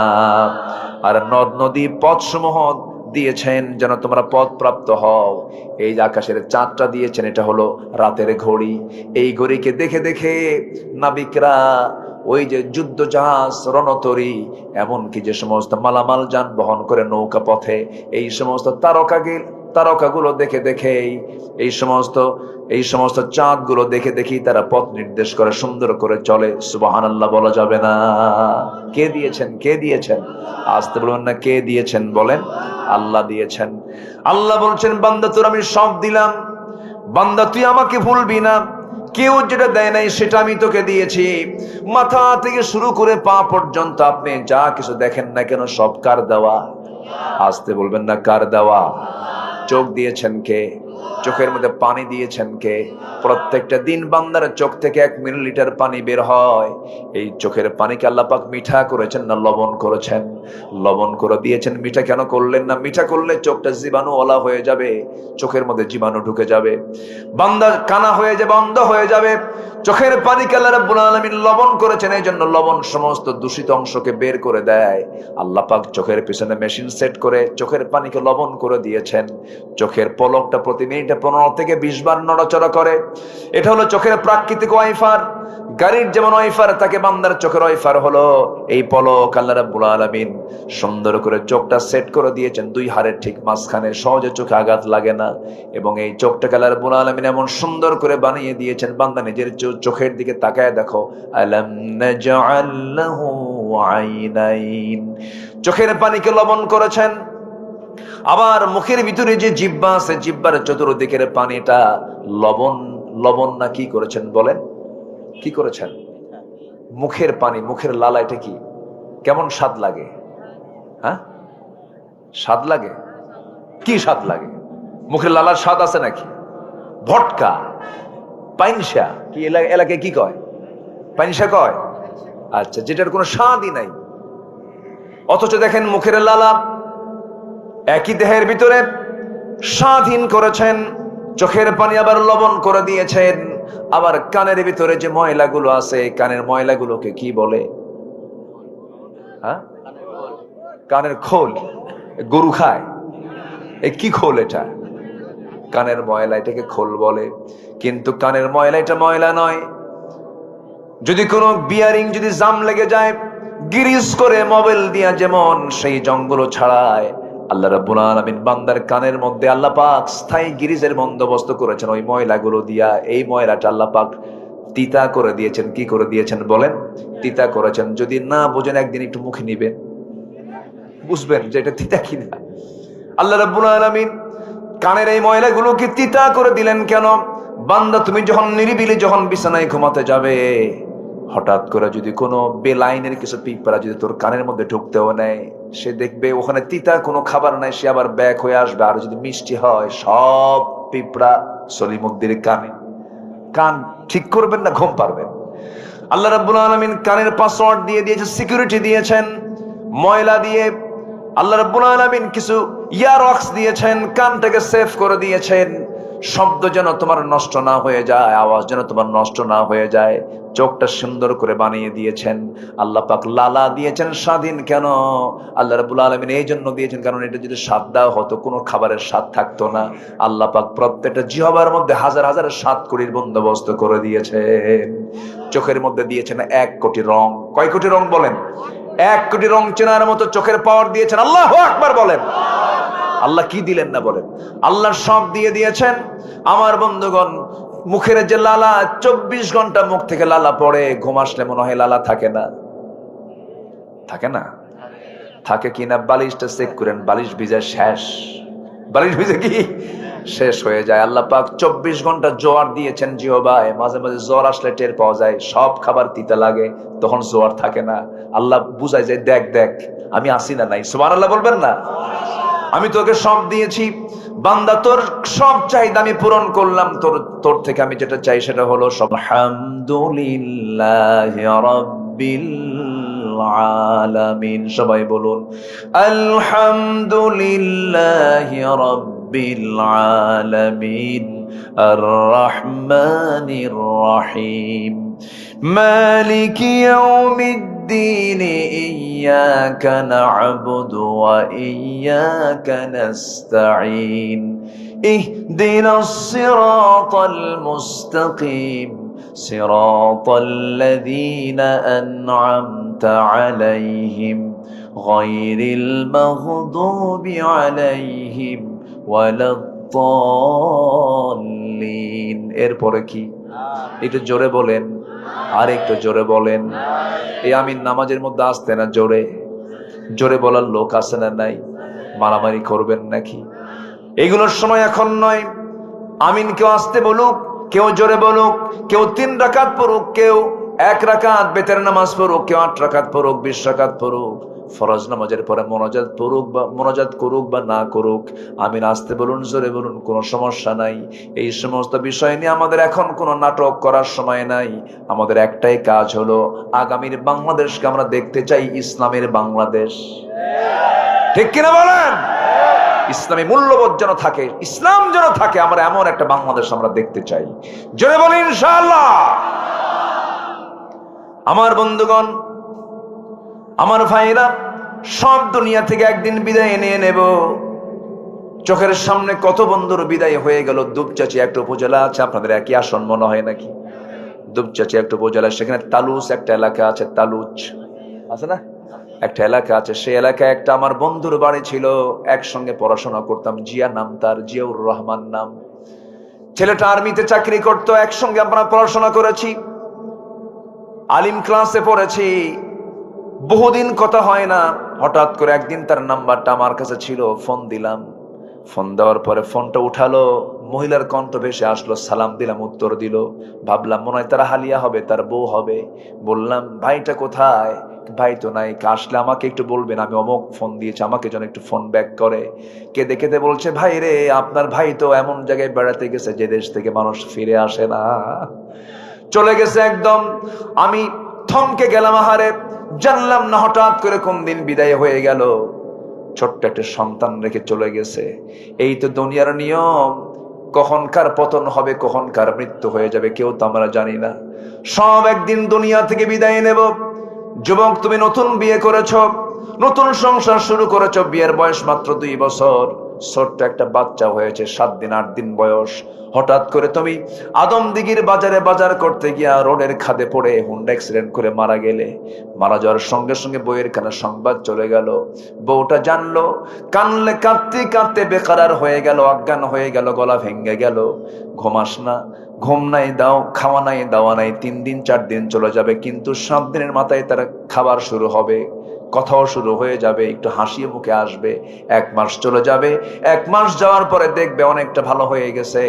2-3 মাস যাওয়ার পরে হঠাৎ করে তার আব্বা আম্মা বলবে, চল আমাদের বাড়িতে নিয়ে যাই তোরে। 7-8 মাস হওয়ার পরে ওই বাপ মা ওই বউটাকে, তোমার সুন্দরী বউটাকে তোমার বিয়ে দিয়ে দেবে, অন্যের ঘরে চলে যাবে। নতুন স্বামী পাওয়ার পরে বলবে, ওই বাপ মাকে ফোন করে আপনার সেই স্ত্রীটাই বলে ফেলবে। যুবক, বাপ মাকে ফোন দিয়ে বলবে, আব্বা তোমরা যে সিদ্ধান্ত নিয়েছো, আমাকে নতুন করে বিয়ে দিয়েছো, আগের স্বামীর চাইতে এই স্বামীটা আমার আরো ভালো। এটাই হলো দুনিয়ার নিয়ম। আপনার জায়গা আরেকজন জায়গা দখল করে বসবে, কিন্তু পৃথিবীর সব আমাকে ভুলে গেলেও যিনি একটা সেকেন্ডের জন্য যিনি কখনো ভোলেন না, তিনি আমার। চিল্লায় বলেন কে? কে কে কে? সে আল্লাহর কাছে আমরা ধর্ণা দেব, আল্লাহর কাছে আমরা বলবো, আমাদের মনের চাওয়াগুলো বলবো। হাদিসে আসছে, তোমার জুতার ফিতাও যদি ছিঁড়ে যায়, তুমি আল্লাহর কাছে বলো, আল্লাহ আমার জুতার ফিতা ছিঁড়ে গেছে। যা মনে হয় আপনি আল্লাহর কাছে বলবেন। আমাকে দেওয়ার জন্য 24 ঘন্টা যিনি প্রস্তুতি নিয়ে থাকেন, তিনি আমার কে? আল্লাহর কাছে চাবো আমরা, বেহায়ার মতো চাবো আমরা লজ্জা নিয়ে যদি চাই, আল্লাহ আমাকে দেবেন না। আল্লাহ বেহায়ার মতো চাইলে পরে বেশি বেশি দিবেন। আমরা বেশি বেশি আল্লাহর কাছে চাবো, বেশি বেশি আল্লাহর কাছে আমরা বলবো। আল্লাহ বলছেন, বান্দারে যত বেশি চাবি তুই আমার কাছে, আমি তত বেশি খুশি হয়ে তোকে আমি আরো বেশি বেশি দান করবো। জোরে বলেন সুবহানাল্লাহ। এই জন্য আমার ভাইয়েরা, আল্লাহর পথে আমরা ফিরে আসি। মৃত্যুর কথা চিন্তা করে যখন তখন মৃত্যু হয়ে যেতে পারে। আমার যেন মৃত্যুটা নামাজের মধ্যে হয়, আমার মৃত্যুটা যেন জিকির করতে করতে হয়, আমার মৃত্যু যেন হিংসা মুক্ত হয়ে যেন হয়। আমার বন্ধুগণ, আমার নবীজি এক সাহাবীকে দেখে বললেন, এই সাহাবী জান্নাতি। পরপর 3 দিন বলেন, কয়দিন? 3 দিন বললেন। রাসূল বলছেন, এই বান্দা, এই সাহাবী আমার জান্নাতে। ওমর ফারুক মনে মনে চিন্তা করলেন, কি এমন একটা আমল করে দেখি তো। সাথে সাথে তার পিছে পিছে চলে গেলেন। পিছে যাওয়ার পরে তার আমলগুলো দেখলেন, কিন্তু তেমন ব্যতিক্রম কিছু দেখলেন না। সঙ্গে সঙ্গে ওমর বলছেন, ভাই রাসূল তোমাকে জান্নাতি বলেছেন কেন? বুঝলাম না, একটু আমাকে বলো তো তুমি কি আমল করো, কি এমন আমল ব্যতিক্রম কোন আমল করো আমাকে একটু বলো তো। সঙ্গে সঙ্গে সাহাবী বলছেন, শোনেন আমার ব্যতিক্রম আমল হলো সারাদিন যত কিছু হোক না কেন মানুষের সাথে, রাতে যখন ঘুমাতে যায় তখন আল্লাহকে বলি, আল্লাহ আমার তোমার বান্দাদের সঙ্গে যত বোঝাপড়া ছিল, যত ভুল বোঝাবুঝি হয়েছে, আমি মন থেকে সবাইকে মাফ করে দিয়ে আমি ঘুমাতে গেলাম। যেরকম সুবহানাল্লাহ, আমি হিংসা রাখলাম না, ক্ষমা করে দিলাম, প্রতিশোধ নেব না, সবাইকে মাফ করে দিলাম। সঙ্গে সঙ্গে ওমর ফারুক বলছেন, বুঝতে পেরেছি তোমার এমন উদারতার কারণে আল্লাহ রাব্বুল আলামিন তোমার রাসূলকে, আমার রাসূলকে দিয়ে তোমাকে জান্নাতের ঘোষণা দিয়েছেন। যেরকম সুবহানাল্লাহ। এইজন্য আমার বন্ধুগণ, তওবা করে ফিরে আসবো আমরা কার পথে? আসতে বলবেন না, কার পথে? আমাদের সবার জীবনে গুনাহ আছে না নাই? কেমন গুনাহ আছে? আছে, গুনাহ আছে। আমাদের গুনাহ বড় না আল্লাহর রহমত বড়? বলেন কার রহমত বড়? বলেন আল্লাহর রহমত যত বড়। গুনাহ নিয়ে কোনো টেনশন করার দরকার নাই। টেনশন হবে ঠিক আছে, টেনশন করবো, কিন্তু তওবা করবো কার কাছে? বলেন আল্লাহর কাছে। আল্লাহ বলছেন, বান্দারে তওবা করবি, আমার কাছে মাফ চাবি, আমি তোরে মাফ করে দেব। জোরে কান সুবহানাল্লাহ। আল্লাহ রাব্বুল আলামিন বলেন, التائبون العابدون الحامدون السائحون الراكعون الساجدون الآمرون بالمعروف والناهون عن المنكر والحافظون لحدود الله وبشر المؤمنين। জোরে বলুন আল্লাহু আকবার। আল্লাহ 9টা গুণ অর্জনকারীকে জান্নাতের সংবাদ দিয়েছেন। এর মধ্যে 1 নম্বর হলো তওবাকারী যারা। আমরা তওবা করব কার কাছে? আল্লাহ আরেক জায়গায় বলছেন, ইয়া আইয়ুহাল্লাযীনা আমানু তুবু ইলাল্লাহি তাওবাতান নাসুহা। আরেক জায়গায় বলছেন, তুবু ইলাল্লাহি জামিআন আইয়ুহাল মুমিনুনা লাআল্লাকুম তুরহামুন। জোরে বলুন আল্লাহু আকবার। খাঁটি মনে তওবা করো, আল্লাহর কাছে চোখের পানি ফেলে কাঁদো। তুমি কি জানো তোমার চোখের পানি, 1 ফোঁটা চোখের পানি এত মূল্যবান আল্লাহর কাছে, পৃথিবীর কোনো মানুষ তোমাকে মূল্য নাও দিতে পারে। বউ স্বামীর সামনে কাঁদবে, স্বামী বলবে মেয়ে মানুষ এমন করে কান্দেই। আবার স্বামী বউয়ের সামনে কাঁদবে, স্বামী বউ বলবে পুরুষ মানুষ এরকম কান্দে নাকি? এই পৃথিবীর কোনো মানুষ কান্নার মূল্য দেবে না, কিন্তু বান্দা যদি আল্লাহর ভয়ে 1 ফোঁটা চোখের পানি ফেলে, ওই 1 ফোঁটা চোখের পানি 7টা জাহান্নামকে নিভায়া দিয়ে আল্লাহ রাব্বুল আলামিন তার জন্য জান্নাত বরাদ্দ করে দিবেন। আমরা কাঁদবো কার কাছে? বলেন আসতে বলেন, কাঁদবো কার কাছে?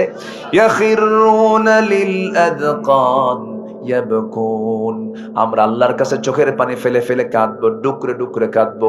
ওয়াল্লাযীনা ইয়াবিতুনা লিরাব্বিহিম সুজদান ওয়া কিয়ামা। জোরে বলুন আল্লাহু আকবার।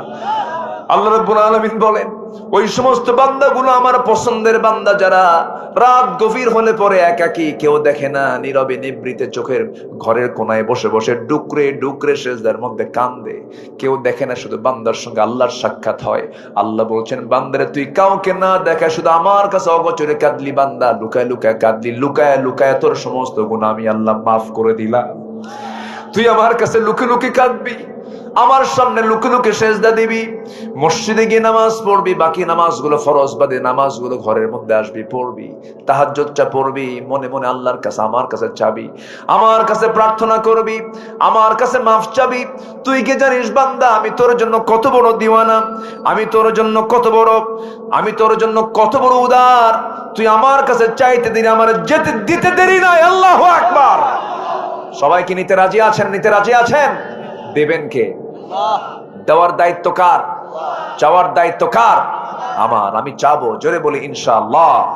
তওবা করব কার কাছে? আসতে বলবো না, তওবা করব কার কাছে? ছোট্ট একটা ইতিহাস মনে পড়লো, বলবো নাকি? বলবো। মায়েরা মাহফিল আসছে নাকি? আসছে। এক মহিলা সাহাবীর কথা মনে হয়ে গেল। এক মহিলা সাহাবী জিনা করে ফেলেছেন, জিনার ফলে পেটে বাচ্চা চলে আসছে। চোখের পানি ফেলে ফেলে কাঁদতে কাঁদতে বেকারার হয়ে যাচ্ছে, না হারে কত বড় ভুল করে ফেললাম। নবীর কাছে গিয়ে বলছে, হুজুর বড্ড ভুল করে ফেলেছি। কি করেছো? জেনা করেছি। রাসূল বললেন, না করো নাই, কারণ জেনার জন্য সাক্ষী লাগবে 4 জন। কয়জন লাগবে বলেন? 4 জন সাক্ষী লাগবে। রাসূল বলছেন, না করো নাই। হুজুর করেছি। না করো নাই, করেছি।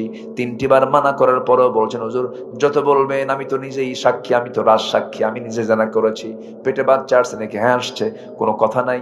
সন্তান ডেলিভারি হওয়ার পরে তুমি আসো। মহিলা চলে গেলেন। সন্তান ডেলিভারি হওয়ার 2 দিন 3 দিন 4 দিন পর নয়, মাত্র 1 দিন পর নবীর সামনে হাজির হলেন। হাজির হয়ে বলছেন, ইয়া রাসূলুল্লাহ, এই সন্তানটা ডেলিভারি হয়ে গেছে, আপনি আমার উপর আইনটা কার্যকর করে দেন। রাসূল বলছেন, সন্তানকে জীবিত না মৃত? হুজুর সন্তান তো জীবিত। কোনো কথা নাই, হাউলাইনি কামিলাইন, 2 বছর দুধ পান করাতে হবে। যাও। হুজুর বাঁচবো তার গ্যারান্টি কে? রাসূল বলছেন, গ্যারান্টি আমি দেব না, তবে আমি তোমার জন্য দোয়া করে দিচ্ছি। এবার রাসূল বলছেন, ও মহিলা সাহাবী, তুমি চিন্তা করো না, বাড়িতে চলে যাও। একটা প্রশ্ন করব আমি। আসামি বিচারকের সামনে যে বিচার চাওয়ার জন্য আসছে, কোনো পুলিশ লাগলো না, জেলখানা লাগলো না, ওই বান্দি হাজির হয়েছে একমাত্র কেবলমাত্র শুধুমাত্র কার ভয়ে? জাতিকে ভালো করার জন্য জাতির মধ্যে ঢুকায় দিতে হবে র্যাবের ভয় না রবের ভয়? প্রশাসনের ভয় না আল্লাহর ভয়? আল্লাহর ভয় ঢুকায় দিতে হবে। জাতিকে নামাজি বানাতে হবে। যে নেতা নামাজের আন্দোলন করবে সেই নেতার পথ ধরবো আমরা। ঠিক কিনা বলেন? ঠিক কিনা? নামাজ নাই, সম্পর্ক। আমার নবীজি বলে দিলেন, মহিলা চলে যাও। মহিলা চলে গেছে। সন্তান 6 মাসের মাথায় টোটালি দুধ বন্ধ করে সন্তানটাকে কোলের মধ্যে করে নিয়ে অন্য খাবারের প্র্যাকটিস করে দিল। নবীর সামনে চলে এসে বলছেন, ইয়া রাসূলুল্লাহ, এই যে সন্তান দুধ খাওয়া বন্ধ করে দিয়েছে, আমি ছাড়া বাঁচবে? হুজুর আজকে 3য়বারের মতো আসছে, আপনি আমাকে ফেরত দিবেন না। জেনার শাস্তি হলো তাকে কতল করো। কারণ বিবাহিত কোনো পুরুষ, বিবাহিত কোনো মহিলা যদি জেনা করে, আল্লাহর ফয়সালা হলো তাকে দুনিয়া থেকে বিদায় করে দাও। কারণ সে নিজেও রোগী, নিজেও ভাইরাস, সমাজটাও কি করবে? ভাইরাস করে ফেলবে। রোগের মহামারী হয়ে যাবে। ওকে পৃথিবীতে বাঁচায় রাখার কোনো অধিকার নাই। আল্লাহর বিধান এটা সঙ্গে সঙ্গে কার্যকর হয়ে গেল। মহিলাকে নিয়ে গিয়ে উন্মুক্ত মরু প্রান্তরে পাথর যখন মারা হচ্ছিল, সাইয়েদনা আলী পাথর যখন মারছিলেন, কয়েক ফোঁটা রক্ত তার হাতে এসে লাগলো। নবীর সামনে বলছেন, হুজুর ওই মহিলাকে যখন পাথর মারছিলাম, নাপাক রক্তগুলো আমার হাতে এসে লেগেছিল। রাসূল বলছেন, আলী কার রক্তকে নাপাক রক্ত বলো? তুমি কি জানো ওই মহিলার রক্ত জমিনে স্পর্শ হওয়ার পূর্বে আল্লাহ রাব্বুল আলামিন তাকে জান্নাতের মেহমান বানায় নিয়েছেন। তওবার কারণে। কিসের কারণে বলেন? তওবার কারণে। রাসূল বলছেন, জানাজা আমি পড়ায় দেব, জানাজার আয়োজন করো। জানাজা শেষ হয়ে গেল। আমার নবীজি জানাজা শেষ করার পরে বলেছেন, ও সাহাবীরা, এই মহিলা জীবনের শেষ সময় পর্যন্ত যে পরিমাণ তওবা করেছে, এই তওবাটা যদি মদিনার 70 জন গুনাহগারদের মাঝে যদি বন্টন করে দেওয়া হতো, প্রত্যেকের গুনাহ মাফ করে আল্লাহ সবাইকে জান্নাত দিয়ে দিতেন। জোরে কোন সুবহানাল্লাহ। তওবা করব কার কাছে? নফসের শুদ্ধতার জন্য 10টা পন্থা চলছে। 1 নম্বরে পন্থা কেবল হলো আমরা 1 নম্বরে গেলাম, খাঁটি মনে আমরা তওবা করব। এখনো পড়ে আছে কয়টা বলেন? নুরু ওয়াজ শুরু না শেষ? ওয়াজ কি শেষ না শুরু? কষ্ট নাই তো? কষ্ট নাই? ঘুমান না? ঘুমও নাই? মিছা কথা। রাতে বেলা ঘুম ধরে না? ঘুম আসে। সব দিকে তাকাবো আমরা। জোরে বলি ইনশাআল্লাহ। মাহফিলটা অনেক সুন্দর সাজিয়েছেন আপনারা। এত সুন্দর নিরিবিলি করে মাহফিলটাকে সাজিয়েছেন, চতুর্দিকে ডেকোরেশন করে মাহফিলটা একটা আদর্শ মাহফিলের রূপ নিয়েছে। বলি আলহামদুলিল্লাহ। জোরে বলি আলহামদুলিল্লাহ। আল্লাহ মাহফিলকে কবুল করো। জোরে বলি আমিন। আত্মশুদ্ধির জন্য, নফসকে শুদ্ধর জন্য আরেকটা কাজ করতে হবে, সালাতের প্রতি আমরা যত্নশীল হব। জোরে বলি ইনশাআল্লাহ। নামাজ পড়বো কয় ওয়াক্ত? আপনার গ্রামের কোন ওয়াক্তের মসজিদে মুসল্লি বেশি হওয়া দরকার? বলেন সবচেয়ে বেশি মুসল্লি হওয়া দরকার কোন ওয়াক্তের? সবচেয়ে কম কোন ওয়াক্তে? এখন বলেন। আমার গ্রামকে আমরা 100% মুসল্লি মসজিদে হাজির করব। জোরে বলি ইনশাআল্লাহ। এটার জন্য আমরা দাওয়াতের টিম, নিজেরা উদ্যোগ নিয়ে দাওয়াতের টিম তৈরি করবো। আল্লাহ তুমি প্রত্যেক মসজিদকে নামাজ দিয়ে আবাদ দিয়ে ভরপুর করে দাও। জোরে বলি আল্লাহুম্মা আমিন। নাম্বার 3, সিয়াম সাধনা। আমরা রোজা রাখবো কার খুশির জন্য? আল্লাহর খুশির জন্য। সে রোজা কি শুধু রমজান মাস না সারা বছর? সারা বছরের রোজা আছে না? সোমবার, বৃহস্পতিবার। সুস্থ যদি থাকতে চাই, মাঝে মাঝে একটু রোজার একটু চিন্তা মাথায় নেওয়ার চেষ্টা করব ইনশাআল্লাহ। নাম্বার 4 হলো আল্লাহর জিকির করা। কার জিকির করা বলেন? এক জায়গায় না সব জায়গায়? সবসময় আল্লাহর জিকির করতে হবে। মুখটা ভিজায় রাখতে হবে আল্লাহর জিকির দিয়ে। আল্লাহ রাব্বুল আলামিন বলেন, আল্লাযীনা আমানু ওয়া তাতমাইন্নু কুলুবুহুম বিযিকরিল্লাহ আলা বিযিকরিল্লাহি তাতমাইন্নুল কুলুব। জোরে বলুন আল্লাহু আকবার। আল্লাহর জিকির করো, জিকিরেই তোমার অন্তরে প্রশান্তি আসবে। কিন্তু জিকিরের পরিভাষা রাসূল শিখিয়ে দিয়েছেন, যেমন করে রাসূল শিখিয়ে দিয়েছেন সুবহানাল্লাহ, আলহামদুলিল্লাহ, ইলাহা ইল্লাল্লাহ, আল্লাহু আকবার। এই চারটার বাইরে কোনো বানানো জিকির করা যাবে না। আমার দেশে বিভিন্ন দরবারের বিভিন্ন জিকির আছে, হো খাজা আছে না, এরকম আছে না, এরকম আছে না, এই সমস্ত বদমাইশি গুলো আছে। ওই সমস্ত জিকিরের ধারে ধরে যাওয়া যাবে না। এই সমস্ত ভণ্ডামি গুলো দেখবেন, এদের কিছু কিছু পাগল আছে, মোস এরকম মোটা, দাড়িও মোসও বড়, দাড়িও বড়, মাথার চুলে জট পাকতে পাকতে মহাজট, ওর মধ্যে উকুন থাকতে থাকতে উকুন পর্যন্ত বিরক্ত আছে না, এরকম আছে না। তেল টেল কিছু দেয় না, পাগল, হাসেও না, কান্দেও না, লাল সালু পরে থাকে, সালার চট পরে থাকে। আর ওই সমস্ত লোকগুলোকে যারা আল্লাহওয়ালা মনে করে, তারা হলো জগৎ বিখ্যাত পাগল। ঠিক কিনা বলেন? পাগল কখন আল্লাহওয়ালা হয়? আল্লাহওয়ালা লোক কখনো অসামাজিক হয়? আমার নবীজির শেষ বিদায় নিয়েছেন, রাসূল যে মারা গেছেন, কার কোলে বলেন? স্ত্রীর কোলে। কার কোলে বলেন? রাসূল কতটুকু পারিবারিক ছিলেন, রাসূল কতটুকু সোশ্যাল ছিলেন, রাসূল কতটুকু পরিবারকে মূল্যায়ন করতেন, যে তার শেষ বিদায় হয়েছে বিশ্ব নবীর একটা স্ত্রীর কোলে মাথা রেখে। আল্লাহু আকবার বলবেন না? আর এই পাগলগুলো রাস্তার মোড়ে মোড়ে শুয়ে থাকে, সিট হয়ে থাকে, গাঁজা খায় থাকে। আর পাগলগুলো যায় মাঝে মাঝে, কিছু লোক যে বলে এটাই আল্লাহওয়ালা, দুনিয়ার কোনো জ্ঞান নাই, এরকম আছে না, কিছু লোক আছে না, হাটে সালার চট পড়ে পড়ে, বাচ্চা হয় না, পিছন থেকে যায় আর বলে, বাবা আমারে বাচ্চা দিবা। ও কি বাচ্চা দেওয়ার মহাজন? আছে না, এরকম আছে না নাই? দেখবেন সন্ধ্যারে মোড়ও পাবে না, বিভিন্ন রেল লাইন টাইলাইনে সিট হয়ে পড়ে থাকে, একদম গায়ে গন্ধ, গাছা টাচা খায় একদম সিট হয়ে পড়ে থাকে। এগুলোর পিছু পিছু যায়, কিছু কিছু লোক বলে এটা বুঝি আল্লাহ না। সে মোষ গুলো দেখছেন আপনি, মোষ তো কাটি না, মোষ বড় হতে হতে এমন মোটা মোষ, হাইব্রিড জাতের মোষ একদম। সারার চট পড়ে পড়ে হাঁটে, পিছন দিয়ে বলে বাবা বাচ্চা দিবা। হাঁটতে হাঁটতে পেশাবও করে, রাস্তায় হাঁটতেছে আর পেশাব করতেছে। এই পাগল বলে, এই তো বাবার রহমতের পানি ঝরা শুরু হয়েছে। এই তো হচ্ছে মানুষ। মানুষ এত পাগল হয়। আমার নবীজি কত ব্যক্তিত্ব সম্পন্ন মানুষ ছিলেন। মাথার চুল রাসূলের বড় ছিল, দুদিকে চুল ছেড়ে দিতেন, এত পরিমাণ তেল দিতেন, তেল চুয়ে চুয়ে পড়তো। রাসূল আতর ঢেলে তালুতে নিয়ে সেই গোটা আতর তিনি গোটা শরীরে মাখাতেন। রাসূলের পোশাক ছিল অত্যন্ত পরিপাটি, পরিচ্ছন্ন। আমার নবীজির মাথা থেকে শুরু করে পা পর্যন্ত প্রত্যেকটা অঙ্গ প্রত্যঙ্গ ছিল স্বচ্ছ, পরিষ্কার, পরিচ্ছন্ন। আল্লাহু আকবার বলেন। রাসূলের পকেটে তিনটা জিনিস থাকতো, চিরুনি, কি চিরুনি, এরপর থাকতো মেসওয়াক, কি থাকতো মেসওয়াক, আরেকটা থাকতো হলো সব সময়ের জন্য আতর, কি থাকতো আতর। এই তিনটাই কি বলেন তো? চুল এলোমেলো, চুল সোজা হয়ে গেল কি দিয়া? চিরুনি দিয়ে। একটু মুখে গন্ধ, কি দিয়ে ঠিক হয়ে গেল? মেসওয়াক দিয়ে। একটু গায়ে গন্ধ, কি দিয়া? আতর দিয়া। রাসূল কি ছিলেন, কি টিপটপ ছিলেন। আর তার উম্মতরা গাঁজা খায়, সিট হয়ে পড়ে থাকে, ওটার পিছনে পাগলগুলো যায়। এগুলো কিচ্ছু না, ধরে টরে মাথার চুল টুল কেটে দিয়ে সব ঠিকঠাক করে দেওয়া দরকার, ঠিক কিনা? এগুলো বদমাইশ, এগুলো ভণ্ড, এগুলোর ধারে পাশে আমরা যাবো না। জিকির করবো কার বলেন? জিকির করবো কার? এক জায়গায় না সব জায়গায়? বিপদে পড়লো কার জিকির? আসিয়া আলাইহিস সালামের নাম শুনছেন? আসিয়া আলাইহিস সালাম, আসিয়া কার বউ বলেন? কার বউ? ইমান আছে না নাই? আজকে ইমান আছে না নাই?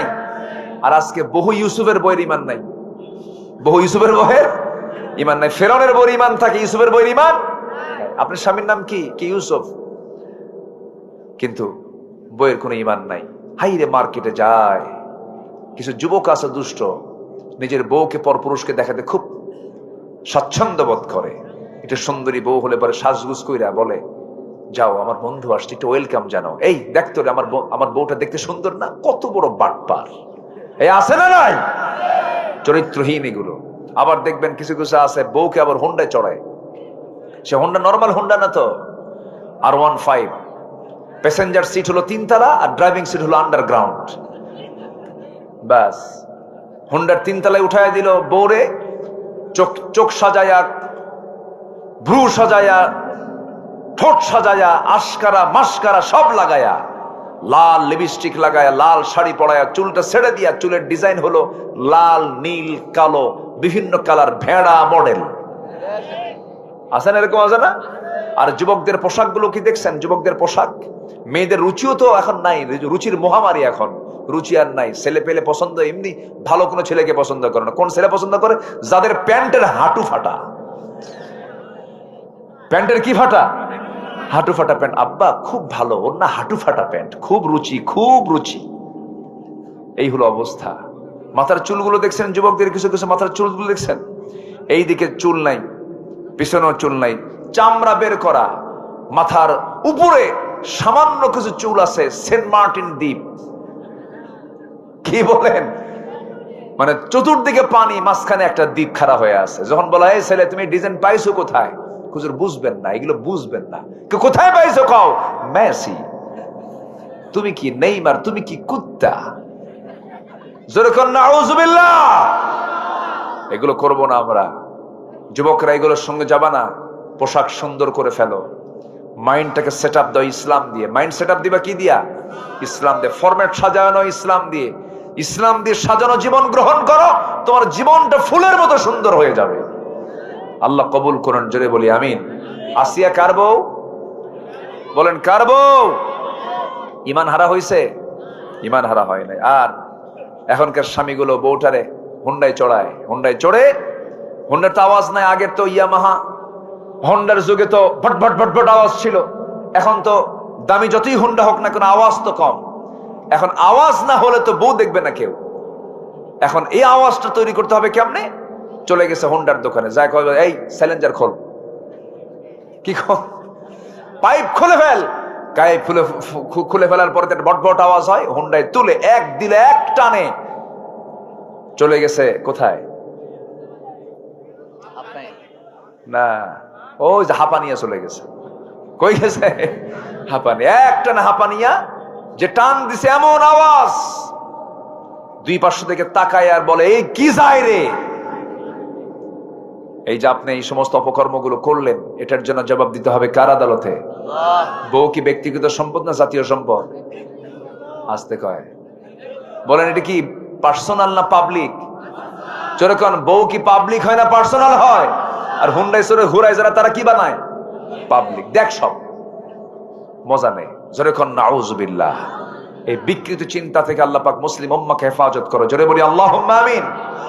মেয়েদেরকে মার্কেটে একা পাঠাবেন না। মেয়েদের হজে একা যাওয়া জায়েজ না। হজে হজে একা পাঠাবেন কেন? আপনি স্বামী আছেন, আপনি যাবেন না?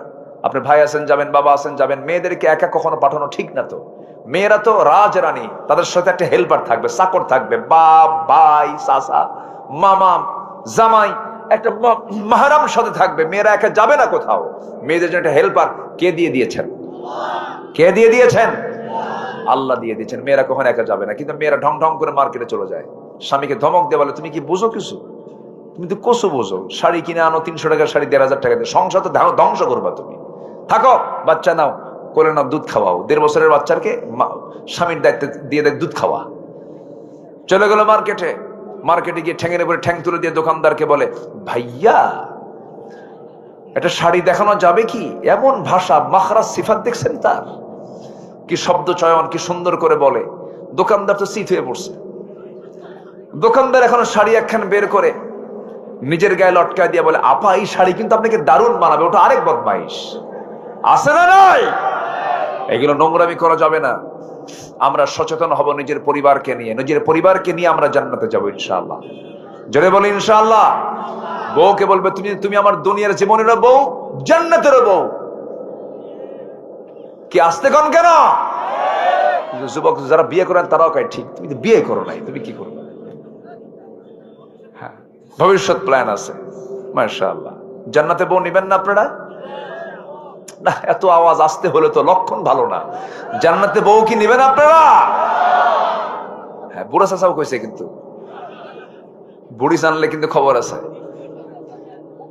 মেয়ে মানুষ আল্লাহ পাক কেমন ভাবে বানিয়েছেন, হুরের গল্প করলেও হিংসা করে। জান্নাতে হুর দেবে এই গল্প যদি করা হয় তাও হিংসা করে। অতএব এই হুরের গল্প যদি করতে হয় সকালবেলা করবেন, রাত্রেবেলা যেন করেন না। রাত্রে বিছানায় একই বিছানায় শুইয়া চাদরের নিচে শুইয়া যদি গল্প করেন হুররা জান্নাত অনেক সুন্দর হবে, আল্লাহ পাক অনেক নিয়ামত দিয়েছেন, আস্তে করে সে আরেক দিকে কায়তে হবে, তুই ওই দিকে হইয়া হুর নিয়ে শুয়ে থাক। কি কথা কি বুঝতেছেন আপনারা? এজন্য আল্লাহ পাক কি যে নিয়ামত দিয়েছেন স্ত্রীর ভিতরে, মাওয়াদ্দাতা ওয়া রাহমা, আল্লাহ পাক স্ত্রীর ভিতরে দিয়েছেন ভালোবাসা এবং রহমত। জোরে কোন আল্লাহু আকবার। বউকে বলবেন আসিয়া হও, কি হও? আসিয়া হও। আসিয়া কার বউ? এরপর ঈমান আছে না নাই? আর আমরা ইউসুফের বউ হয়েও আমার মায়ের আপনি ঈমানদার হতে পারছেন না, আপনি ঈমানদার হবেন। জোরে বলি ইনশাআল্লাহ। আসিয়া আলাইহিস সালামকে বলা হলো, ফেরাউন বলল আসিয়া দিন ছাড়ো, আসিয়া কয় তোমারে ছাড়বো, ঈমান ছাড়বো না। জোরে কোন সুবহানাল্লাহ। আমি তোমারে ছাড়বো, ঈমান ছাড়বো না, আমি তোমাকে সম্মান করি, কিন্তু এই প্রস্তাব তুমি আমাকে দিও না। ফেরাউন বলল আমি জল্লাদ ডাকবো। ডাকো। ডাকা হলো, বলা হলো তোমাকে টুকরো করা হবে, 2 টুকরো করে দুনিয়া থেকে বিদায় করা হবে। আসিয়া বলছেন তুমি আমাকে মৃত্যুর হুমকি দেখাও, আল্লাহ পাক আমাকে নাকের মধ্যে জান্নাতের ঘ্রাণ দেখায় দেন। জোরে কোন সুবহানাল্লাহ। আল্লাহ ইতিহাসে কি নাম রেখেছেন আসিয়ার, কোরআনে তার নামটা আসছে, তার দোয়াটা আসছে। সুবহানাল্লাহ বলেন। আল্লাহ পাক তার দোয়া এমন ভাবে পছন্দ করেছেন যে কোরআনের মধ্যে তার দোয়া তুলে ধরেছেন। যখন ফেরাউন তার জন্য জল্লাদ পাঠায়া দিয়া 2 টুকরো করে দুনিয়া থেকে বিদায় করে দেবে, জল্লাদ সামনে রেডি। ফেরাউন বলছে আসিয়া তোমার সঙ্গে আমার কোনোদিন গন্ডগোল ছিল না, তোমার সঙ্গে আমার কোনোদিন লাগেও নাই, সাংসারিক জীবনটা ভালোই ছিল আসিয়া, সব ঠিক থাকবে, তুমি আমার ফার্স্ট লেডি অফ ইজিপ্ট, আমার পরেই তোমার দাম, আমি তোমাকে সব সম্মান দিয়েছি, দয়া করে মুসার দিনটা ছেড়ে দাও। আসিয়া বলছেন এটা মুসার দিন নয়, এটা আমার আল্লাহ তাআলার দিন, আমি ছাড়বো না। সঙ্গে সঙ্গে ফেরাউন কি করলো, জল্লাদকে রেডি করে বলল করাত দিয়ে মাথা ধর। মাথায় যখন ধরা হলো করাত, সঙ্গে সঙ্গে আসসালাম একটা দোয়া পড়লেন, সেই দোয়াটা হলো রব্বি বিনিলি ইনদাকা বাইতান ফিল জান্নাহ ওয়া নাজ্জিনি মিন ফিরআউনা ওয়া আমালিহি। আয় আল্লাহ তাআলা তুমি আমার জন্য জান্নাতের মধ্যে একটা ঘর দিবা। কয়টা ঘর দিবা বলেন? একটা ঘর। 2টা ঘর চান না, একটা ঘর চেয়েছেন। একটা ঘর যেন তোমার ঘরের দেওয়ালের সাথে হয়, এবং তুমি ফেরাউনের অপকর্ম থেকে তুমি আল্লাহ আমাকে বাঁচায়া দাও। আল্লাহ রাব্বুল আলামিন তার দোয়া কবুল করলেন, দুনিয়া থেকে বিদায় নিলেন, কিন্তু বাতিল শক্তির কাছে মাথা নত না করে ঈমানটাকে বাঁচায়া রাখলেন। জোরে কোন সুবহানাল্লাহ। এজন্য জিকির করব কার বলেন? আল্লাহ তাআলা। আল্লাহ কবুল করুন, জোরে বলি আমিন। সবাই কি ফজর নামাজ পড়বেন? 5 ওয়াক্ত নামাজ পড়বেন? আল্লাহ কবুল করুন, জোরে বলি আল্লাহুম্মা আমিন। মন চাচ্ছে আরো কথা বলি, কিন্তু সব দিকে তাকাতে হবে। আপনার তো এক রাত, আমার তো সব রাত। আল্লাহ যা বলায় দিয়েছেন বলি আলহামদুলিল্লাহ, জোরে বলি আলহামদুলিল্লাহ। আল্লাহুম্মা আমিন। রব্বানা যালামনা আনফুসানা ওয়া ইল্লাম তাগফির লানা ওয়া তারহামনা লানাকুনান্না মিনাল খাসিরিন। গভীর রাত, নিঝুম রাত, ঝিমানো রাত্রিতে চাঁদের মতো হাজারো মুসলমান নরনারী নিয়ে তোমার কালামের 2-3টা আয়াতকে সামনে রেখে কাঙ্গাল ফিকারির মতো 2টা হাত পেতেছি। আল্লাহ গুনার দিকে নজর দিও না, বান্দা মনে করে তামাম জিন্দেগির গুনাহগুলোকে মাফ করে দাও। জনম দুঃখিনী মা যারা বিদায় নিলেন, জিন্দেগির গুনাহগুলো মাফ করো, কবরগুলোকে জান্নাতের টুকরা বানায়া দাও। আব্বা আম্মা যারা চলে গেল রে, তুমি তো দোয়া শিখিয়ে দিয়েছো, আওয়াজ দিয়ে বলুন রব্বিরহামহুমা কামা রব্বায়ানি সগীরা। রব্বিরহামহুমা কামা রব্বায়ানি সগীরা। বিশেষ করে মাহফিলটার আয়োজন করলেন যারা, শোনার জন্য আসলেন যারা, বিনিময়ে কিয়ামতের কঠিন ময়দান যেদিন কেউ কাউকে চিনবে না, মা সন্তানকে পর্যন্ত স্বীকার করে বসবে, যেদিন মানুষ কাঁদতে কাঁদতে চোখের পানিগুলো ফুরে যাবে, চোখ থেকে রক্ত বের হওয়া শুরু হয়ে যাবে, সেই কঠিন মুসিবতের দিন এ মাহফিল সবার জন্য নাজাতের মাধ্যম তুমি আল্লাহ বানাইয়া দিও। ও আল্লাহ, এই গ্রামের প্রত্যেকটা ঘরকে ইসলামের দুর্গ বানাইয়া দাও, গ্রামে ফজরের মুসল্লি বাড়াইয়া দাও। আমার ডানে বামে সামনে পিছনে যত বায়াত তুলেছেন যারা, যা প্রার্থনা তুমি আল্লাহ দয়া করে কবুল আর মঞ্জুর করে নাও। দুনিয়া থেকে কোন দিন বিদায় নেব জানি না রে আল্লাহ, মরতে যখন হবে তুমি আল্লাহ শহীদি মওত কপালে জুটাইয়া দিও। আল্লাহুম্মা হাসিবনি হিসাবান ইয়াসিরা ইয়া মুকাল্লিবাল কুলুব সাব্বিত কলবি আলা দীনিক। আল্লাহুম্মা ইন্নী আউযু বিকা মিনাল হাম্মি ওয়াল হাযানি ওয়াল আজাজি ওয়াল কাসলি ওয়াল জুবনি ওয়াল বুখল ওয়া দালা'id দাইনি ওয়া গালাবাতির রিজাল। লা তাদা' লানা যামবান ইল্লা গফরতাহু ওয়া লা হাম্মান ইল্লা ফাররাজতাহু ওয়া লা দাইনান ইল্লা قضيته ولا مريضا إلا شفيته ولا مجاهدا في سبيلك إلا نصرته ولا حاجة من حوائج الدنيا والآخرة। আল্লাহ আশপাশে কত মাইয়াত শুয়ে আছেন, আশপাশে কত আত্মীয় স্বজন শুয়ে আছেন, কবরের আযাব মাফ করো, কবরগুলোকে জান্নাতের টুকরা বানায়া দাও। আয় আল্লাহ তাআলা দুনিয়া থেকে কোন দিন বিদায় নেব জানি না রে আল্লাহ, একদিন টান মেরে ঘর থেকে বের করে দেবে রে, জীবনের শেষ গোসলটা হয়ে যাবে, মরামুখ সব দেখে দেখে চলে যাবে রে, কবরের দিকে নিয়ে যাবে টেনে হেঁচড়ে। 24 ঘন্টা যাবে না রে, মাথার চুলগুলো খসে খসে পড়বে, 3 দিন যাবে না, চামড়াগুলো গলে গলে পোকার পেটের খাবার হয়ে যাবে রে। মাত্র 7টা দিন পেটের নারী ভরির সব চোখ মুখ কান নাক দা বের হওয়া শুরু হয়ে যাবে রে, কিম্বুত কিমাকার চেহারা হয়ে যাবে, চেহারা বিকৃত হয়ে যাবে। মাত্র 3টা মাস কবর খনন করে যদি দেখা হয় কয়েকটা হাড় ছাড়া আর কিছুর অস্তিত্ব খুঁজে পাওয়া যাবে না রে। এই তো দুনিয়ার নিয়ম রে আল্লাহ, তোমার পছন্দের বান্দা হওয়ার তৌফিক তুমি আল্লাহ দিয়া দিও। মরণের সময় সবার জবানে জারি করে দিও লা ইলাহা ইল্লাল্লাহু মুহাম্মাদুর রাসূলুল্লাহ।